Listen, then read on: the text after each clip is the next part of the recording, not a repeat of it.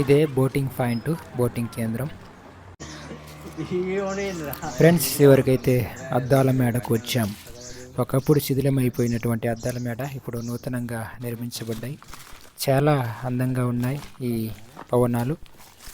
ఆహ్లాదకరమైనటువంటి ఈ అటవీ వాతావరణంలో చక్కటి బిల్డింగ్స్తో కూడినటువంటి మంచి మేడల్ని మనం చూస్తూ ఉన్నాం.